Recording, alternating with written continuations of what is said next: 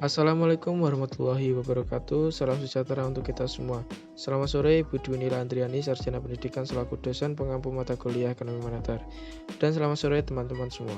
Puji syukur kita aturkan kepada Allah Subhanahu wa taala dan tak lupa selawat serta salam selalu tercurahkan kepada Nabi Muhammad SAW.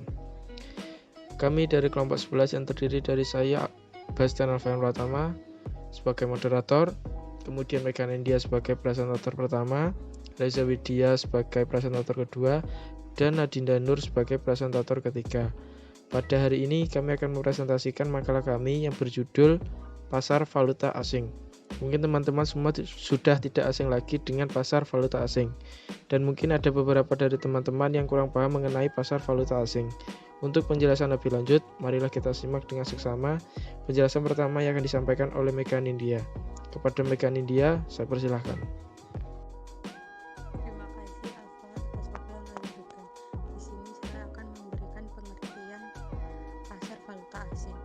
Valuta asing merupakan mata uang yang mudah digunakan dan diterima dalam dunia perdagangan internasional.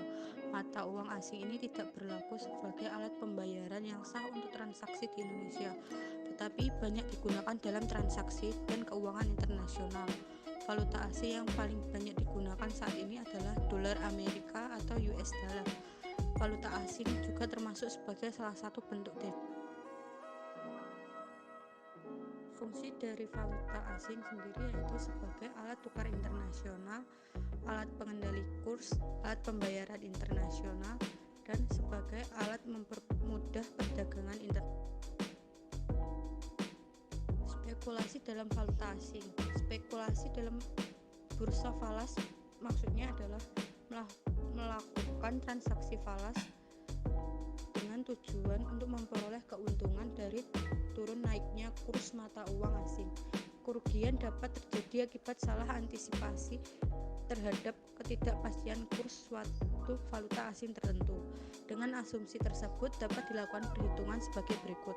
Pertama, spekulasi dalam spot market. Kedua, spekulasi dalam forward market. Yang ketiga, margin trading. Permintaan valuta asing. Keinginan penduduk suatu negara untuk memperoleh suatu jenis mata uang asing dapat dipandang sebagai permintaan valuta asing oleh penduduk negara itu. Keinginan masyarakat yang bertambah besar untuk memperoleh barang dari suatu negara akan menaikkan permintaan mata uang negara tersebut. Sebaliknya, jika tidak ada keinginan untuk memperoleh barang dari suatu negara, akan menurunkan permintaan mata uang negara tersebut. Untuk slide selanjutnya akan dilanjutkan oleh Reza Widya. Baik, saya akan melanjutkan presentasi dari Mega. Penawaran valuta asing. Keinginan penduduk suatu negara untuk membeli uang rupiah merupakan penawaran valuta asing. Keinginan itu menunjukkan banyaknya uang dolar yang akan digunakan untuk membeli barang-barang buatan Indonesia. Semakin mahal harga uang dolar, maka semakin banyak penawarannya.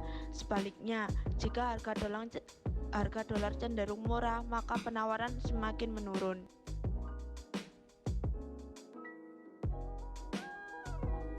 Yang pertama, sistem kurs valuta asing. Valuta asing punya beberapa sistem dalam penggunaannya, yaitu ada 3 sistem. Pertama, sistem kurs tetap. Kedua, sistem kurs mengambang. Ketiga, sistem kurs mengambang terkendali. Eudora dolar. Eudora dolar merupakan deposito dalam denominasi mata uang dolar Amerika pada bank di luar Amerika, sehingga dengan demikian tidak berada di bawah jurisdik dan Federal Reserve. Deposito tersebut diatur dengan lebih sedikit perhitungan daripada deposito sejenis di Amerika, sehingga dengan demikian dimungkinkan hal hadir di perolehan imbal hasil yang lebih tinggi. Istilah euro-dolar adalah tidak sama dengan nama mata uang Eropa yang disebut dengan nama euro. Selanjutnya, kontrak berjangka euro-dolar. Dalam perdagangan, euro-dolar menunjukkan pada kontrak berjangkaan yang didasarkan atas deposit dan diperdagangkan pada Chicago Metallurgy Exchange di Chicago. Setiap kontrak berjangka CME euro-dolar memiliki nasional atau nilai-nilai tertera sebesar 1 juta USD dengan menggunakan daya ungkit, dan kontrak berjangka, di mana orang mampu memperdagangkan kontrak berjangka ini hanya dengan beberapa ratus dolar. Perdagangan euro dolar ini sangat lapang sehingga menawarkan likuidasi yang bagus. Harga kontrak euro dolar ini sangat responsif terhadap kebijakan federal, inflasi, indikator ekonomi, dan pautannya. Selanjutnya, keuangan. Dalam keuangan, awalan euro, sebagaimana dalam istilah euro dolar atau euro yen, merujuk pada mata uang yang didepositokan di luar negara asal. Euro dolar merupakan deposito berjangka dalam denominasi mata uang USD yang diletakkan pada cabang bank di luar Amerika. Cabang tersebut mampu saja merupakan milik bank asing atau merupakan cabang asing dari bank di Amerika. Yang jelas kesemuanya itu adalah bank yang terletak di luar Amerika sehingga tidak terjangkau oleh peraturan perbankan Amerika. Selanjutnya, teori purchasing power parity atau hubungan antara nilai tukar dan harga. Secara konseptual, teori ini menjelaskan bahwa harga suatu barang di perekonomian yang menganut perekonomian terbuka atau open economy akan sama dengan harga di negara lain setelah dikonversikan melalui suatu nilai tukar. Menurut Galbin 2006, terdapat dua bentuk pendekatan teori PPP, yaitu PPP absolut dan PPP relatif. Dalam PPP absolut dinyatakan bahwa nilai tukar ditentukan dengan membandingkan harga sekelompok barang di suatu negara dengan harga sekelompok barang yang identik di negara lain. Sebagai contoh atau studi kasus mengenai materi kali ini yaitu pasar NDF. Menguat di pasar NDF, rupiah bisa hajar balik dolar Amerika Serikat. Pasar non-deliverable forward atau NDF seringkali mempengaruhi psikologis pembentukan harga di pasar spot. Oleh karena itu, kurs di NDF tidak jarang diikuti oleh pasar spot. Padahal, NDF sebelumnya murni dimainkan oleh investor asing yang mungkin kurang mendalami kondisi fundamental perekonomian Indonesia.